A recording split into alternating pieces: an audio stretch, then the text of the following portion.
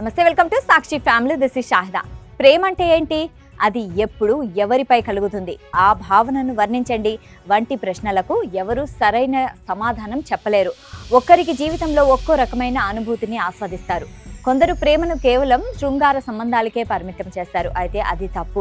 ప్రాచీన గ్రీకు తత్వశాస్త్రం ప్రకారం ప్రేమ 8 రకాలను కలిగి ఉంటుంది. అవేంటో ఇప్పుడు చూద్దాం.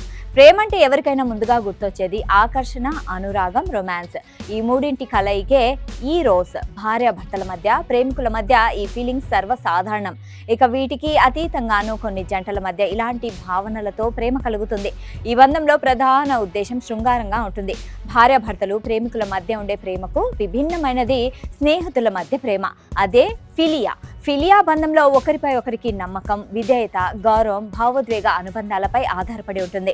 ఇద్దరి మధ్య నిజమైన స్నేహం ఉండుంటే అది ఈ రకమైన ప్రేమతోనే నిరూపించవచ్చు. కుటుంబీకుల మధ్య ఉండే ప్రేమను స్టోర్జ్ అంటారు. ఇది తల్లిదండ్రులకు పిల్లలపైన, పిల్లలకు పేరెంట్స్ పైన ఉండే అనురాగ సంబంధాలకు ఇది ఉదాహరణ.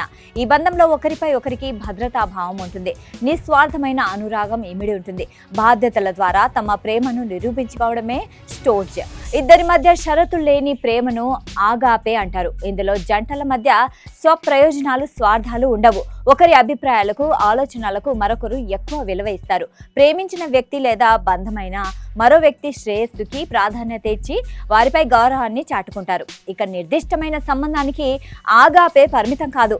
బంధం ఏదైనా వారి మధ్య మితిమీరిన అనుబంధం, కట్టడి చేయడం, అసూయ ఏర్పడడం, భావోద్వేగంగా వారిపై ఆధారపడడం వంటివి ఆబ్సెసివ్ ప్రేమ కిందికి వస్తాయి. దీని ద్వారా వారి మధ్య బంధం పదిలంగా ఉండదు. ఉద్రిక్తతలు, గొడవలు, ఈగోలతో బంధాలు విచ్ఛిన్నమయ్యే అవకాశాలు ఉంటాయి. ప్రేమ అంటే ఒక వ్యక్తికి మరో వ్యక్తిపై ఉండే ఇష్టం, బాధ్యతలు అనుకుంటాం.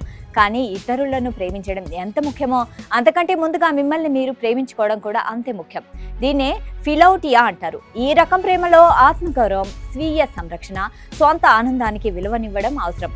గతంతో పోలిస్తే నేటి ఆధునిక కాలంలో ఫిలౌటియా రకం ప్రేమకు ఆదరణ పెరుగుతోంది.